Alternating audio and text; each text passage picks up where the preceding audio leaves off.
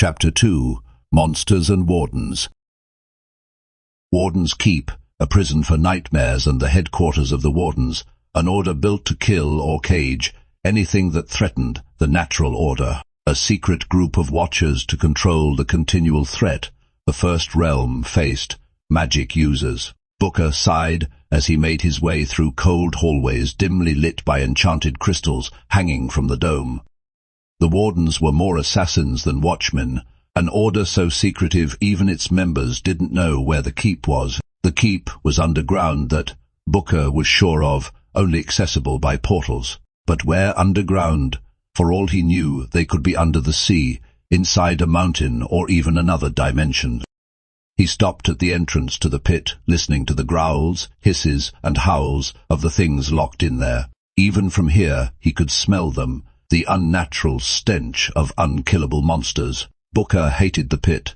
As he walked through the corridor, he tried not to flinch as some occupants of the cells threw themselves against drakestone doors. "You're running out of cells," Vespera echoed in his head. She was Booker wasn't sure what she was. When he'd first asked, she'd told him his tiny human brain couldn't comprehend what she was. After years as partners, he suspected this was bullshit. Vespera was prone to exaggeration. She looked like a winged wolf, with bluish-black fur dotted with tiny glowing specks that pulsed in time with her emotions.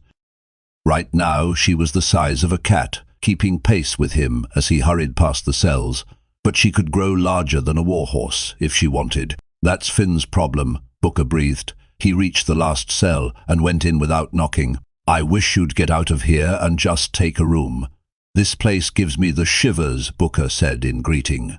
Zai raised his head long enough to see Booker walk in, then flopped back into bed and groaned. "Go away, old man. Get your lazy arse up, Booker tripped and fell on his face. Vespera huffed, a sound close to laughter, her starry flecks pulsing like diamond shards. "Damn hoarder." Booker cursed at Zai. He grabbed the thing that tripped him. It was a staff, probably from some rogue mage the Wardens had sent Zai to kill. His room was overflowing with treasures, trash, and trinkets, stacks of dusty tomes, glittering jewels, and, most disturbing of all, the skulls. No human ones, thankfully, but that was minor comfort. While Zai often submitted dangerous artifacts he'd retrieved, he sometimes kept some for reasons Booker couldn't understand. The Pentarchy talked about confiscating Zai's hoard, as they called it. Given Zai had nearly sucked out the soul of the last person, besides Booker, who entered his room uninvited, no one had stepped up to do the confiscating. "Get up, boy. You've got work to do." Zai sighed from the bed. "What is it this time? A rampaging monster? A necromancer who thinks he can take over the world with corpses? You're going to escort 3 individuals from Anxos to the keep." Zai raised his head to peer at Booker. Vespera navigated her way through Zai's junk and flapped onto the bed. Zai tried to shove her off, and she snapped her fangs playfully at his hand. "Who are they, and why is the Pentarchy sending me?" Booker peered at a mirror hanging on the wall. Its surface rippled like a pond struck by a stone. "Royalty," Booker answered. "They might be able to help us solve a few problems in the keep. The Pentarchy is sending you because it reduces the risk of the order being discovered. These 3 are possibly being hunted, and sending a team would—" "Ark!" He jerked away from the mirror as a reptilian fist, the size of his head, slammed into it from the inside, causing the surface to ripple violently. Zai snickered from the bed, and Booker tried to hide his smile. Sometimes going through the pit to wake Zai was worth it, if only to see him laugh. Moments like this. Before he was fully awake, before all emotions seemed to drain out of him, Zai reminded him of his son. "All right, up you get." "This is probably one of the easiest jobs you'll ever get," Booker said. "You'll be back before lunch." Thalia watched in horror as the human who killed Ithra slaughtered 6 tainted celestials with 1 arm and wounds bad enough to kill any living creature. The first tainted one died mid-swing. The human's rune-carved short sword splitting his skull before the corrupt celestial's axe could land. The second came at his blind side, The human let the spear graze his ribs, hooked its shaft with his stump, and yanked the wielder onto his blade. The third never even screamed. The human soared, its glyphs pulsing blood red, took her head mid-charge. The fourth buried an axe in his back. He arched, but not in pain, for he was laughing, then pivoted and drove his sword through the Celestial's throat. A spear lodged in his thigh. He barely slowed, dragging the attacker close enough to carve them open. "What? What is he?" Brogan asked from behind the tree where they were hiding. The one-eyed imp had frantically ushered them there as the human's screams became something dark and horrifying. "Cursed," the imp said grimly. The last tainted one struck. Black fire erupted from his palms, engulfing the human. Thalia's breath caught. No one survives that. The black fire of the tainted ones doesn't burn. It unmakes. Flesh sloughs off bone. Armor dissolves like salt in water. Yet the human stood there grinning, the fire clinging to him like a second skin. His eyes were dark pits, far darker than the flames engulfing him. The tainted one spread his black wing, but the human was on him before he could take off. He took his time with this one, his face going emotionless as a corpse's. Thalia looked away as he methodically chopped limbs from body, but she couldn't block out the screams. Celestials were supposed to be the most powerful beings in this realm, tainted or no, and she had just watched this. Thing butcher 6 of them.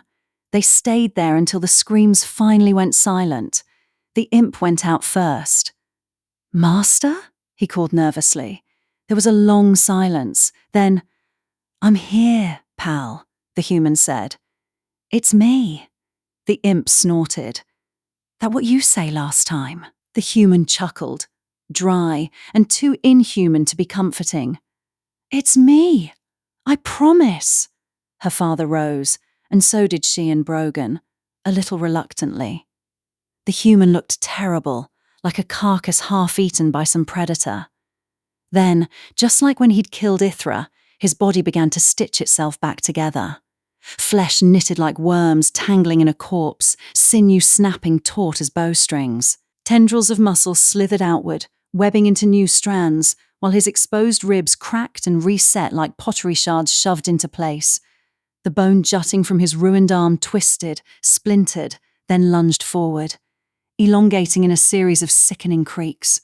Flesh raced to keep up, skin stretching like wet parchment over new fingers.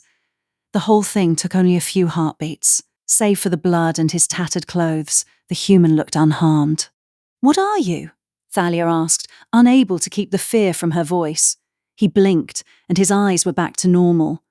Brown eyes, she noticed. The ease with which he could pass for a normal human only made her more uncomfortable. The human ignored her question and frowned at the dwarf instead. "From now on, please keep the exploding balls to yourself." Brogan quickly stared at the ground. "Ah, yes, of course." "We be going now," the imp said impatiently, scurrying off deeper into the forest. They followed him, everyone still shaken from the fight. "I didn't know the wardens let the likes of you into their ranks," her father said after a lengthy silence. "I didn't know anyone outside of the Order knew the wardens existed," the human said, not looking back. "Stop here," he ordered. He walked around for a moment, staring at the ground and sweeping the leaves with his foot. Finally, he stopped next to Thalia. It took all her self-control not to cringe from him. "This is the place, right?" he asked the imp. The creature only shrugged. The human muttered something about being torn in two, then told everyone to stay still. The imp cleared its throat and recited an incantation, its voice gravelly. A glow came from the ground, forming a circle a couple of feet wide. Thalia assumed this was the portal the human had spoken of. Her father, Brogan, and the imp were in the portal, but only her left foot was. The human was outside it entirely. "Shit," he hissed, eyes wide. He grabbed her arm and pulled her to him as the light from the circle flashed. When she blinked the spots from her vision, her father and the others were gone.